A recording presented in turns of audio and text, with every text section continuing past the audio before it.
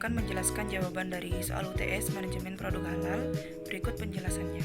Jelaskan sejarah regulasi sistem jaminan produk halal di Indonesia. Sertifikasi halal di Indonesia awalnya dilakukan oleh MUI sejak 1989 dan bersifat sukarela. Pada tahun 2014, pemerintah mengesahkan Undang-Undang Nomor 33 Tahun 2014 tentang Jaminan Produk Halal yang mewajibkan semua produk memiliki sertifikat halal.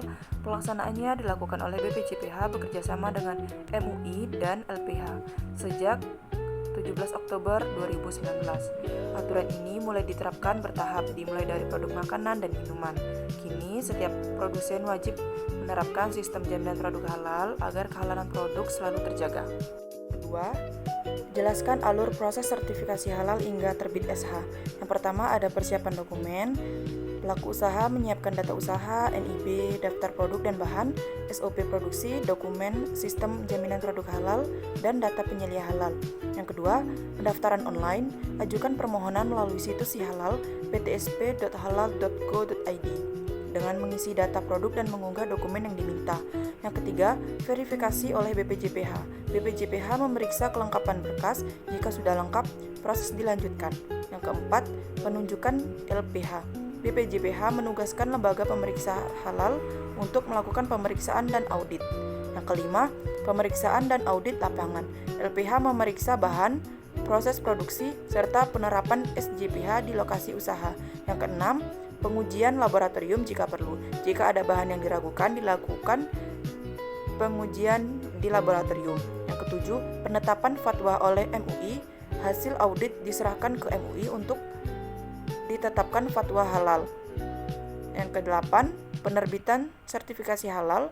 Setelah fatwa halal keluar, BPJPH menerbitkan sertifikasi halal melalui sistem Si Halal. 9. Pemeliharaan SJPH. Pelaku usaha wajib menjaga konsistensi kehalalan produk dan memperpanjang sertifikat jika masa berlakunya habis. Soal nomor 3, uraikan peran BPJPH, LPH, LP3H, dan Majelis Ulama Indonesia dalam proses sertifikasi halal di Indonesia. Peran BPJPH yang pertama, menerima dan memeriksa pengajuan sertifikasi halal. Yang kedua, menugaskan LPH untuk memeriksa produk. Yang ketiga, memberi akreditasi pada LPH dan auditor halal. Keempat, menerbitkan sertifikat halal setelah disetujui MUI. Yang kelima, melakukan pembinaan dan membuat sistem layanan halal, Si Halal. Adapun LPH, perannya yang pertama mengecek bahan, proses, dan tempat produksi. Yang kedua, menugaskan auditor halal untuk memeriksa langsung ke lapangan. Yang ketiga, menyusun laporan hasil pemeriksaan untuk BPJPH dan MUI. Dan LP3H. Yang pertama, membantu pelaku usaha menyiapkan dokumen dan data di Si Halal. Yang kedua, membimbing pelaku usaha menjalankan proses halal dengan benar. Yang ketiga, memastikan produk memenuhi syarat halal sebelum diajukan. Peran MUI, yang pertama, mengadakan sidang fatwa halal berdasarkan hasil pemeriksaan LPH. Yang kedua, menetapkan dan menyerahkan keputusan halal ke BPJPH. Yang ketiga, membina auditor dan menetapkan standar serta pedoman halal. Soal nomor 4, menurut kalian, apa tantangan terbesar bagi pelaku usaha mikro dan kecil dalam memperoleh sertifikasi halal? Sertakan solusi yang bisa diimplementasikan. Yang pertama itu ada kurang paham proses halal. Banyak UKM belum tahu cara dan manfaat sertifikasi halal, bahkan menganggapnya rumit. Solusinya, adakan sosialisasi dan pelatihan, serta buat panduan dan layanan konsultasi gratis. Yang kedua, biaya terlalu mahal. UKM merasa biaya sertifikasi halal tidak sebanding dengan usaha kecil mereka. Solusinya, pemerintah bisa memberi bantuan biaya lewat program Sehati atau kerjasama dengan lembaga keuangan syariah dan Basnas. Yang ketiga, dokumen belum lengkap. Banyak UMKM belum punya NIB, daftar bahan, atau catatan produksi. Solusinya, Dinas UMKM perlu memberi pendamping dan contoh dokumen sederhana. Yang keempat, kurangnya penyelia halal. Belum semua UMKM punya orang yang bertugas mengawasi kehalalan produk. Solusinya, adakan pelatih gratis dan bentuk komunitas penyelia halal di daerah. Yang kelima, sulit akses teknologi.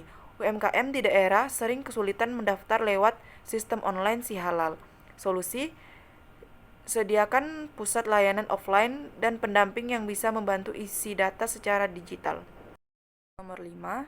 A. Identifikasi permasalahan utama yang dihadapi perusahaan alami sehat berdasarkan prinsip manajemen produk halal. Secara rinci, permasalahannya ada dua. Yang pertama, bahan penolong belum bersertifikat halal. Artinya, meskipun produk utama berasal dari bahan alami, adanya zat pelarut yang belum jelas kehalalannya membuat status halal produk menjadi diragukan. Dalam manajemen produk halal, semua bahan termasuk bahan tambahan dan penolong wajib terjamin kehalalannya. Yang kedua, tidak adanya sistem jaminan produk halal yang terdokumentasi. SJPH berfungsi untuk memastikan seluruh proses produksi, penyimpanan, hingga distribusi tetap terjaga kehalalannya. Tanpa sistem ini, perusahaan ini tidak dapat menunjukkan komitmen dan konsistensi dalam menjaga kehalalan produk. Soal nomor 5, bagian B. Jelaskan langkah-langkah material yang seharusnya dilakukan perusahaan agar produknya dapat memenuhi standar halal dan memperoleh sertifikat halal.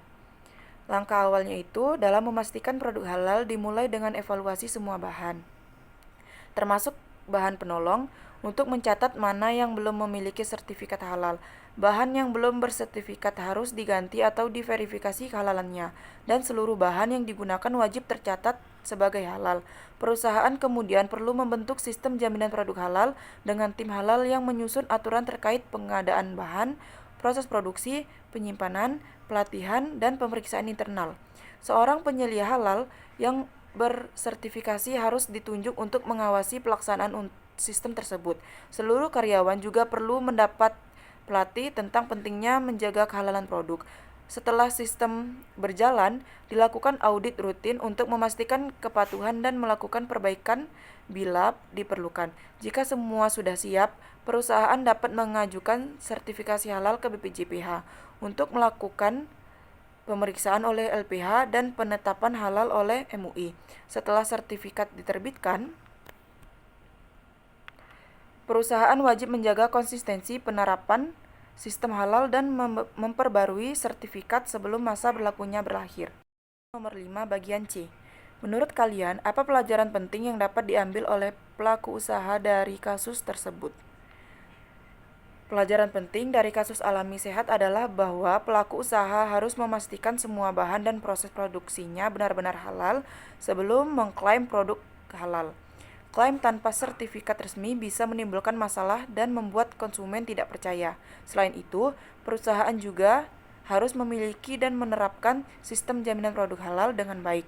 Jadi, pelaku usaha perlu lebih teliti memeriksa bahan yang digunakan, serta mengikuti aturan BPJPH agar proses sertifikasi berjalan lancar dan usaha tetap dipercaya masyarakat.